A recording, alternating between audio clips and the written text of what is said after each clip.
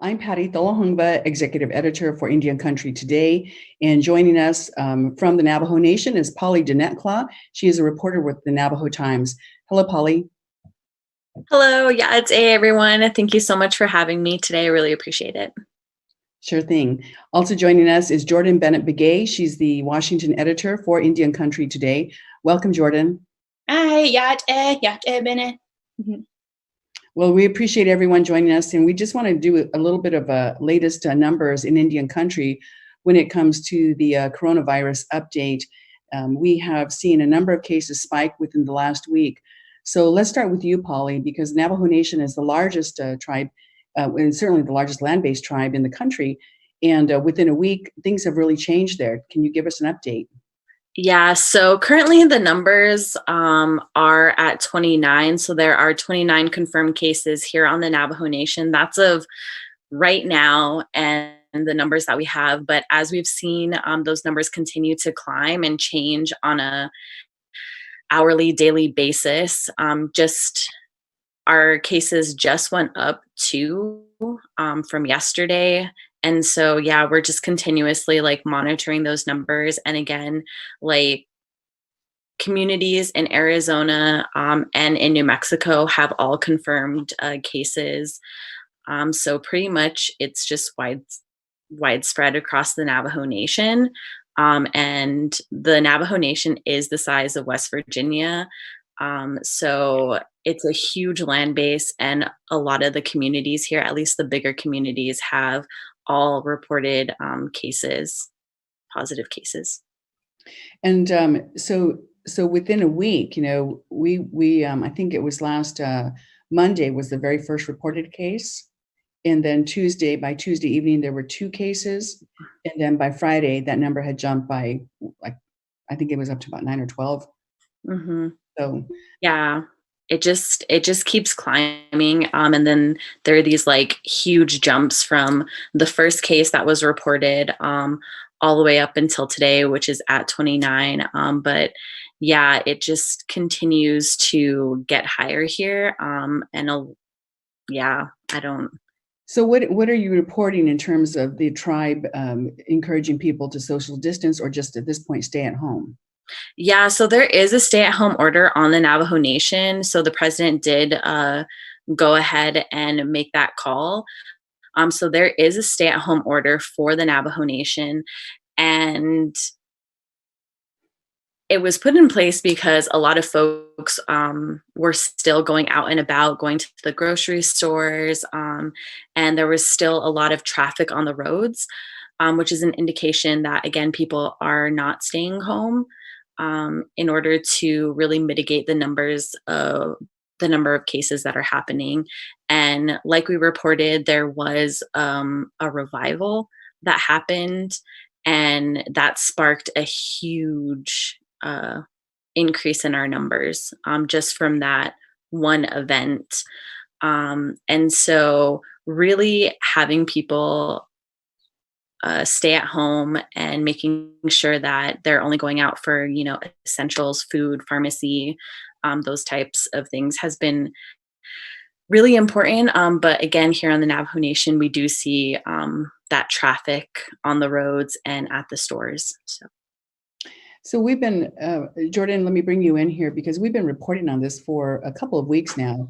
And tell us a little bit about the first story that Indian Country Today reported with the coronavirus. Yeah, so the first story was done by Jacqueline Estes, our national correspondent in Alaska, and she wrote about how the Spanish flu in 1918 and 1919 really hit Alaska Natives and just Indigenous people overall really hard back then. I mean, almost like one of the papers, I think, or a professor she quoted it, like almost annihilated and disseminated Indigenous people. So she went a little bit into like how it affected us, Indigenous people, like almost 100 years ago, and how they dealt with it back then. And then that was like around February 26th where that story happened. It was published. And then the next one we did was the links between pandemics, an increase in pandemics and climate change, and how scientists have warned, people like as the earth gets hotter, warmer, that there's going to be an increase in infectious diseases and also an increase in pandemics or epidemics that are happening around the world. And just because, a lot of it, when deforestation happens, animals' habitats are destroyed. And when that causes them, where else are they going to go? They're going to go closer to humans. And so it's causing a closer human and animal interaction. And about 70% of infectious diseases today come from animals. They're zoonotic diseases. So it talks about the links, and that story that was published on March 1st who goes into a bit of that. Fascinating too. And that was also driven by what we were seeing in the news happening in China and South Korea. That's what drove us to start looking at what's going to happen or what could happen here, right, Jourdan? Yes, no, definitely. So and I'm a huge public health freak. I was telling people, I really, wanted to go to J school or public health school, and I had experience in health from undergrad. So I kind of used that that background and thought, our tribe's even ready. I always go to conferences and see FEMA booths at all these big conferences, and I always just been wondering how prepared we are. So I remember this gentleman I met at my CDC internship, Dean Seneca. And so I reached out to him. It's been 7-8 years since I've talked to him when I first met him. And he was actually watching the pandemic. And so we had a conversation. And I remember it was a Thursday. And the first initial conversation, he's I cautiously said, I don't know if we're prepared or something on those lines. And then immediately the next morning, he texted and was tribes are not prepared. And that's because he heard the news from the CDC of how this virus is spreading so rapidly, and also how people can pass it when they show no symptoms. And that's what changed his mind from that point. And Dean has a really extensive work history with the CDC, and he's Seneca Indian, and he's also been to Africa and worked with the Ebola crisis, and there was another pandemic he worked with. So he's coming from a perspective of really understanding human behavior and disease transmission. I went to the Pueblo of Pewaukee in northern New Mexico, outside of Santa Fe, last week, and covered the closing of the casino. The Pueblo of Pewaukee owns and operates 3 tribal casinos.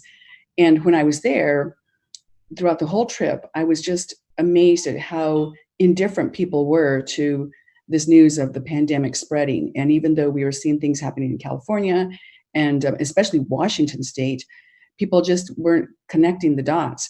And so, very few people washing their hands or just using any kind of hand sanitizer. So my observations from my trip have really been just in my mind and thinking, how many of those people passed somebody who was sick and they passed it on and passed it on. So we're just at the tip of the iceberg here. Pauly, what are you seeing on the reservation in terms of people, again, social distancing? Even though the Navajo Nation has that stay-at-home order, are they getting the message? So I live in Gallup, New Mexico, which is just pretty much on the border it's a border town to the Navajo Nation. And I was there on Saturday just to get groceries because I hadn't gotten groceries in 10 days. And I noticed a lot of people, not only at, we have a co-op there, it's very small, and there were a lot of people in there. Social distancing was not something that was happening. Again, I went over to the Safeway, and the same thing. I was trying to keep my distance away from people, especially because a lot of the folks who were around me were elders. And I was not trying to pass anything on or, because I am out in the community as a reporter. So I'm very cautious of who I interact with, just because my job requires that I have to be out in the community. And I had been. And so I was trying to keep my distance from everyone, but it didn't seem like a priority to a lot of folks. And what was more of a priority was kind of like being, I don't know, like being very close to one another, and that sort of like I'm in line, and trying to, get out of the store and save my place here. And they did on the intercom tell everyone, please respect social distancing, keep 6 feet apart from other folks. And that didn't change anyone's behavior either.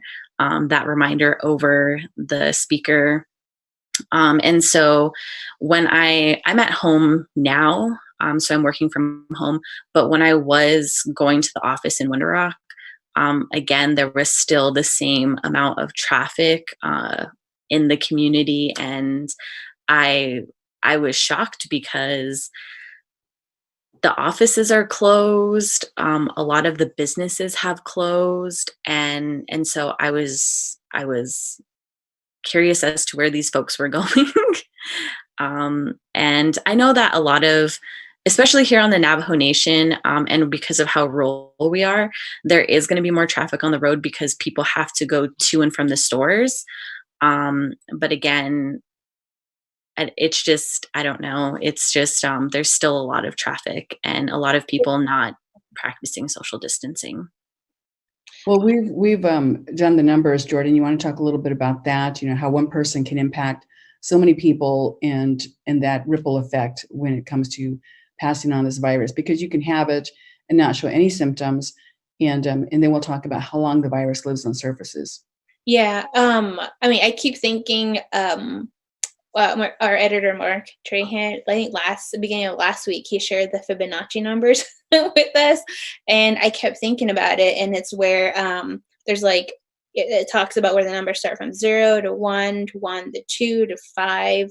I think to like 13, 21, and 33, and 55.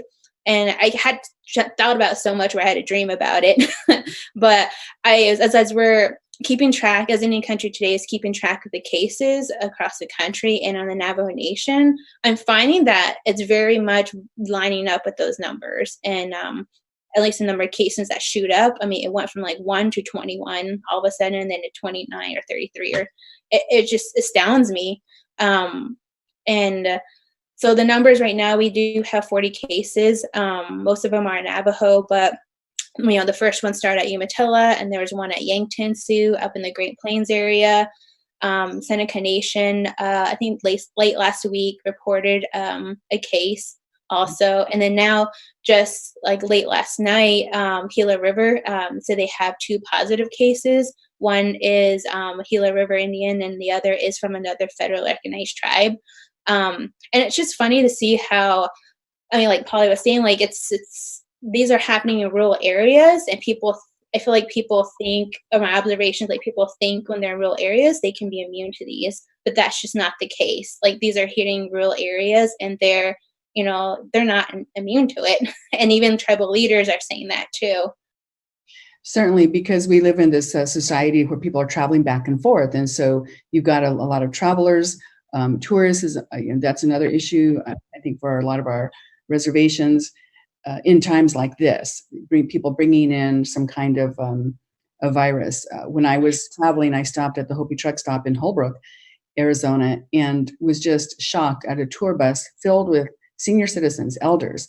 They all got off the bus and they walked into the truck stop, and I just made the decision to not go in there because, it bothered me to see so many people on this trip. Of course, it's been booked for a long time. They didn't cancel it, despite all the warnings about social distancing and not being in large groups. But the other thing too is when we covered that first story about Umatilla, it was a non-tribal member who worked at the casino, and so I think that was about 3 weeks ago. We did that story, and it shut the tribe down. It shut their casino down for thorough cleaning. They shut the daycare, the elementary school, and the senior center. And they put a stop to all social activities. And if I think about a week, and we honestly we want to go back and do an update on that story there to see what they're doing now and how they're coping, and then follow through. So there's a lot of reporting that we've been doing and covering the different angles. Let's talk about how long this virus lives on surfaces, because that's something that we, Indian Country Today, put out a graphic on that based on recommendations from the CDC. So can you share that, Jourdan? Yeah. So, I mean, the CDC shared that like this virus can live on surfaces up to, I mean, depending on type of surface, excuse me, and the air it can, or as aerosol, or it can last for like less than 3 hours or up to 3 hours, I think it was saying. And then the next point was cardboard, that this virus can live on cardboard for up to 24 hours. And on plastic and stainless steel, it can live up to 2 to 3 days on these surfaces. And one of the professors was from, I think it was Columbia University. She was saying just how effective cleaning is, cleaning with like a disinfectant or like soap and water.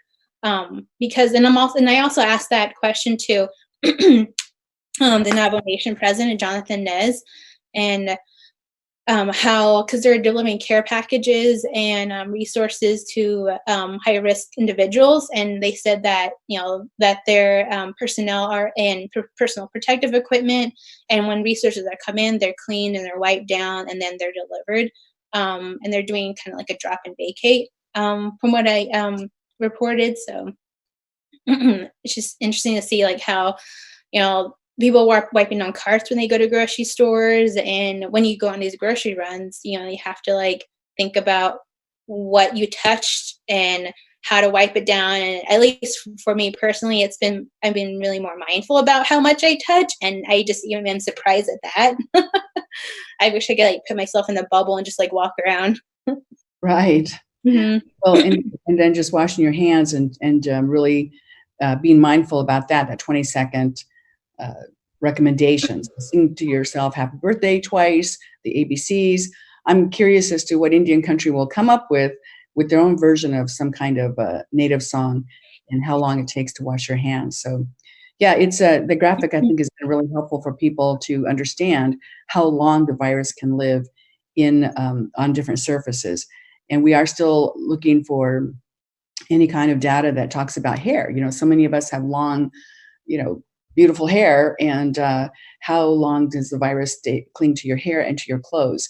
So, for example, when I came back from my trip, the first thing I did was I threw all my clothes in the washer, and washed everything on hot water, extra soap, and then I took a shower and washed my hair and blew my nose really good, just to try to get rid of all whatever was lingering on me. And I went to the extreme of wiping down, and maybe I shouldn't say extreme, just I took the precautions of wiping down all my phones, my laptop, my computer bag, all the pencils or pens I used, my water bottle, everything. I wiped everything down, my purse, my wallet, just trying to make sure that if there's any little virus lingering, I've got it. Mm-hmm. So, and I've been, this is, I think, let's see, 4, 5, I think, day 6 for my self quarantine. But, and this is the way of life for right now. But I think it's also important to remind people that it's not forever. But if we want to stop the spread, this has to be the reality of life right now. Mm-hmm. Pauly, I was wondering how, with the stay-at-home order, how is the Navajo Nation like enforcing that there? Yeah, are they arresting people, or are they fining people? They have checkpoints, or yeah, exactly. So I don't know if it's still put in place, but there was a checkpoint in Kiensa and the community of Chilchimbito, which is sort of like where the high numbers of our cases are. And so the police are monitoring who comes and goes from those places, to encourage people to sort of not expose themselves to this high risk area. And yeah, so basically it's just like stay at home order, encouraging people to stay home. Our police officers do have limited resources, and there's not a lot of police officers to really be able to strictly enforce it. So in the same way that Michelle Lujan Grisham yesterday said, we do have a stay-at-home order, but our police officers' resources have to be put in the most critical areas and where they're most needed. Definitely applies to the Navajo Nation.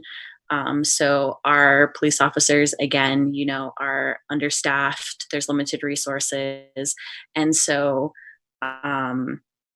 it's really hard to say that they'll be able to monitor. It's almost like peer pressure at this point. Yeah. Telling people, hey. So one thing that goes through my head is that Indian country is small and we don't have a lot of people to spare. So think about that. And it's not forever. So stay home and be safe. And I hear you. I have talked to my relatives about staying home, and they say, "Oh yes, we're staying home," and then they tell me how they went to the store for one more thing, or they went to do something, or they went to a friend's house, and I'm saying, nope, that's not even not safe, because again, you don't know who that friend was in contact with or how well they've cleaned their place. So just stay home for now. Dr. Lene Lawrence, she's a Hopi and Lakota and works at the VA in Hawaii, and I hope she doesn't mind me mentioning her, but she's working in Hawaii as a medical doctor, and she said, just assume you have it. Just assume you have the virus and stay home, so you're not spreading it and you're taking care of your community. So I think that's really important to note and to hear a medical doctor saying that. Jourdan, let's talk about our syllabus, because we Indian Country Day created a syllabus to help people understand the impact of this virus and also understand how many events are closing and how many tribes are also exercising their sovereignty by saying no visitors allowed. We're shutting down tourists and non-tribal members. Yeah, so I mean, if anybody goes to our website, they can see at the top of the page.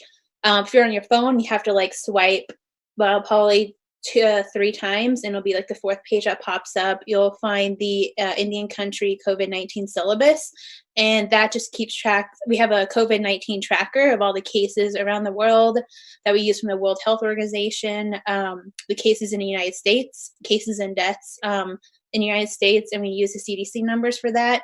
There's also links to Johns Hopkins because they're keeping track of the numbers also.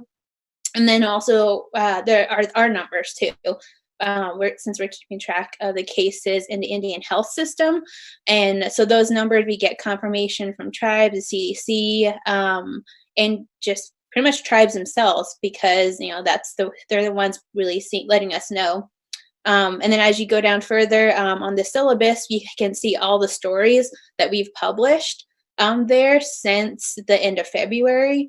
And that, from the first story to the most recent story we did, and now today with Gila River. And then you can also find op-eds of individuals or health professionals who submitted op-eds to us. And you can also find Q&As, the most asked questions, frequently asked questions. People are asking what's this virus? What are the symptoms? Who do I call? Where does it live? What is social distancing? All the basic questions that are right there. And then at the very bottom, one of our reporters, Elia Chavez, is keeping track of all the Native events, so conferences, powwows, everything that has been canceled or postponed. And so she's been typing those in this Google Doc and linking it back to it. It also includes schools and some resources, especially for college students too, since a lot of them are working from home. And then one of the challenges for Native students, especially if they live in rural areas with limited broadband, we linked up to the spreadsheet that was created by San Juan College Native American Center. And they started a spreadsheet on where you can find Wi-Fi in any community. Which is pretty neat, people are linking up and trying to help one another. And you can find that all on our syllabus on our website too. And, and sometimes, we're getting so much information, we're doing our best to update it. So if you send us information, we do verify that before we put that on into the syllabus and into that spreadsheet that Aaliyah is taking care of. But we also welcome op-eds. And if you would like to write an op-ed about how your community is dealing with this or anything in that line along those lines, you can send that to Indian Country Today. And Jourdan, help me with the email. Is it op-ed at indiancountrytoday.com? Oh, the email is opinion@indiancountrytoday.com. Okay, thank you. Okay, opinion at indiancountrytoday.com.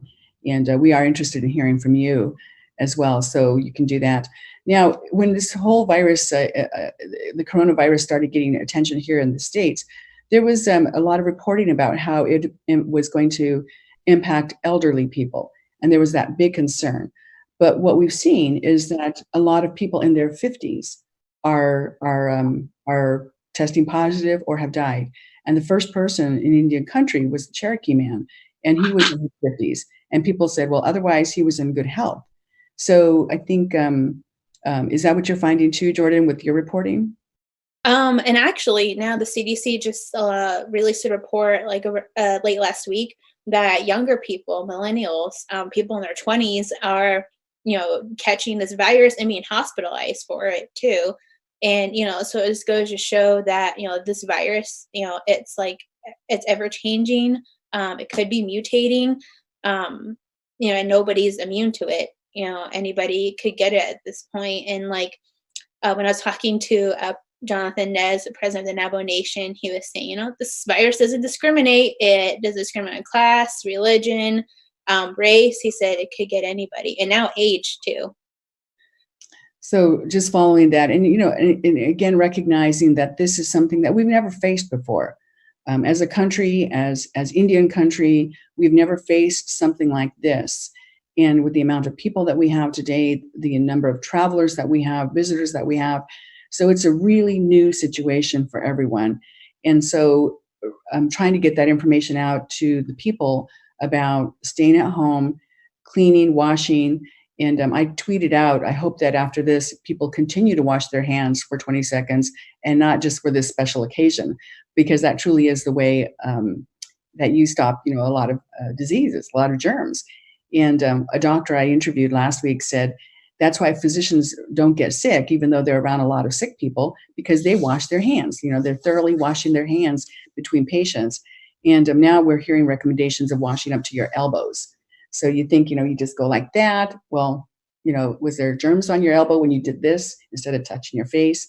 So I can tell you that with all this reporting, I've been I don't ever touch my face, but now with all this reporting, now I'm trying to stop myself because all of a sudden I have this urge to scratch my eye or whatever. And it's this is kind of nuts.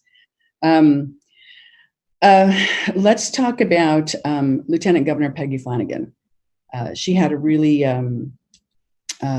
personal experience with this virus. Jourdan? Yeah, she did. So yesterday, or at least late Sunday, she shared on Instagram that her brother died of COVID-19. And it was just very heartbreaking because I know one of the lines she said, when somebody was in public, walked by my brother and, he got it. And it just takes, that small instance and not maintaining that distance from another person. Right. And she said in her Instagram post that he had cancer. So his immune system was already compromised. And, this virus and having cancer was just too much for his body. So, it's under condolences. It's just, and now she's staying home. And I think they are taking actions for the state too. Yeah. Pauly, what's coming up next in your coverage with the Navajo Times? So actually right now, most of my coverage is really focused on what are the effects of what are the effects of all the closures. So a lot of my coverage is based around families, how are families dealing with this. I did talk to a woman who she's no longer working and her husband's hours got cut. They have 5 children, 2 to 16. And, how have these closures affected, this family and sort of what she's worried about in terms of her family and their resources and the lack of resources because they do live in a more rural area of the Navajo Nation. on the New Mexico side. And so I'm really looking at those instances. And also with the school closures, everyone is worried about how children are going to be eating, because a lot of our students live in homes that are under the poverty line, and how our family is going to provide meals for their children, 3 meals a day, when they're so used to having free or reduced lunches and breakfasts. And so I covered St. Michael's Indian School, which is doing free and reduced lunches. And there's a lot of school districts around the Navajo Nation who have really jumped in to help fight sort of those issues that can happen and do happen. We do see it during the summer months, and they do have these school programs in place. And so they're implementing those right now. And also the other issue around school closure is, are students going to graduate on time? Are students going to be able to go into the next grade in the coming year? How are schools dealing with getting their kids to graduate and on time? And again, St. Michael's Indian School, they already had a plan in place, and basically printed out packets for each of their kids. But they're a smaller school. And so they have the ability, and they're also a private school. So they're a smaller private school, and they're able to really do that kind of in-depth work with their students. But people in public schools and people in BAE schools, grant schools around the Navajo Nation, it's just all up in the air right now. And so I'm really covering family-specific and youth-specific issues right now, and how are students getting access to internet. We do have students who had to come home because their campus is closed all across the country. And so how are they accessing internet? And so those are just some of the issues that I'm really covering. The other Navajo Times reporters are really great about continuously updating about how many cases there are, sort of the new symptoms. Again, like the lack of smell and taste is something that people are noticing as a symptom of COVID. And that being sort of like an indication that maybe this is, a symptom of COVID. But yeah. And so we're just like really updating and continuously updating on that end as well.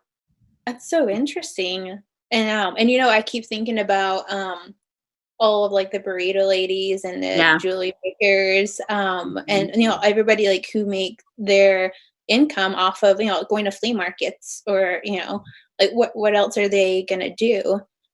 Yeah, so I actually did do a reporting on some people who go to the big events for vendors, so Gathering of Nations, Denver March Powwow, and sort of all these all of these big events, and how it has impacted them. And it's definitely impacted their sales, because they do put into their plan like, okay, this weekend I'm going to get this amount of money, but once that goes away, what do you do?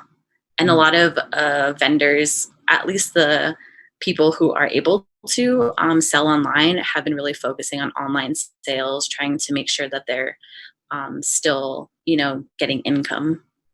Maybe that's something young people could do, like help people set that up online. I don't know. That is another story angle, and just the whole idea of what is internet access on a lot of our tribal lands, because that inequity is going to really be evident as we go through this, because now projections are not, because of people not flattening the curve or helping to flatten the curve, that we're going to be looking at not just a few months, but down, into the end of the summer. So where are we going to be? And I think we should probably wrap this up, but I want to continue a conversation every week. Perhaps we'll talk about that and see what we can do to keep Indian country informed, and to follow leads, and to give the best coverage. So Pauly, last thoughts? Again, social distancing is really important, and I really feel like especially here on Navajo.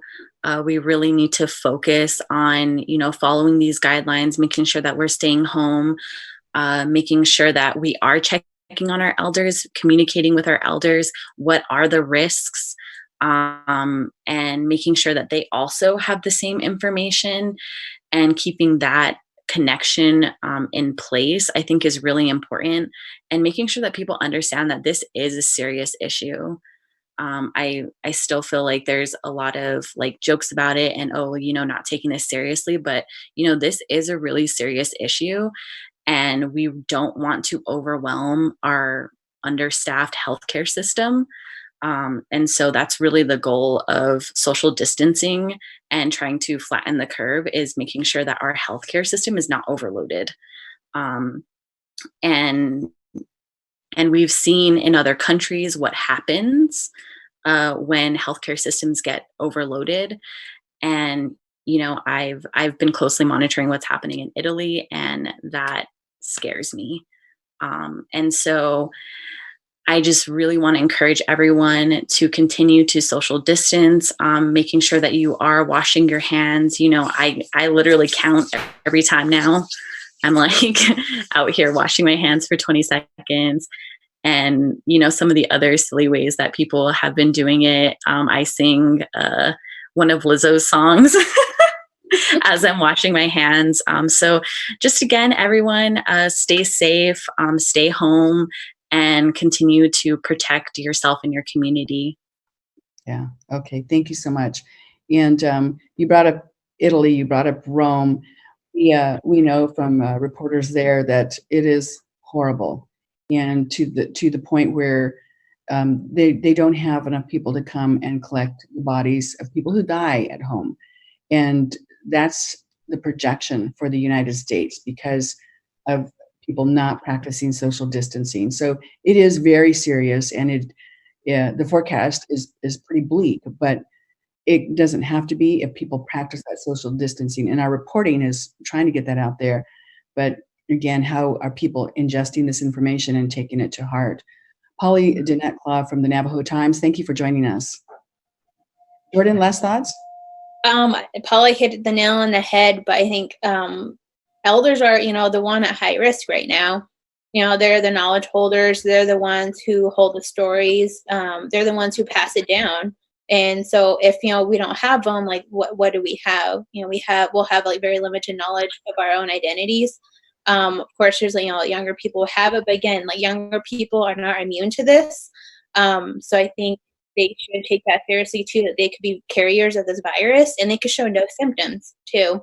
And it could simply take, walking in the grocery store and getting too close to somebody and they cough and you inhale it, like just, within a few seconds that could happen.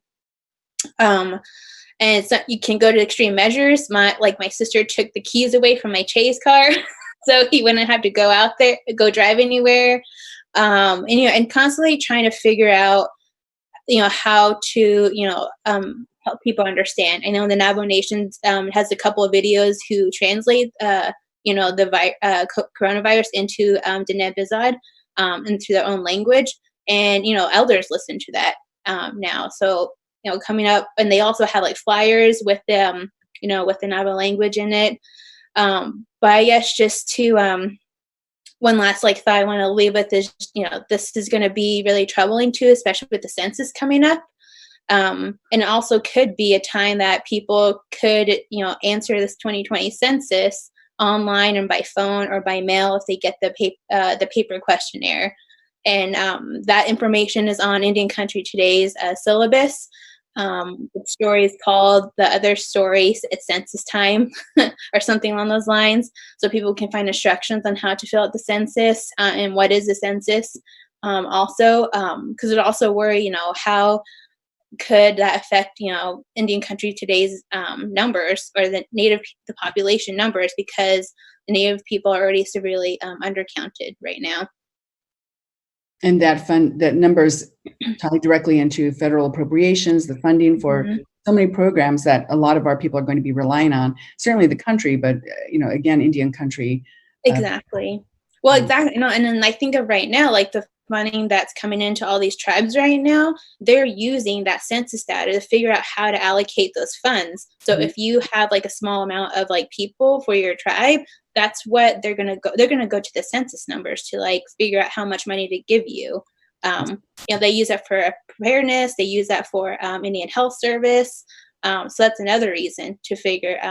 It impacts you. It impacts Head Start schools too, and school districts, and of course political representation right now. Oh gosh, we didn't even talk about redistricting. We'll get to that in our next conversation.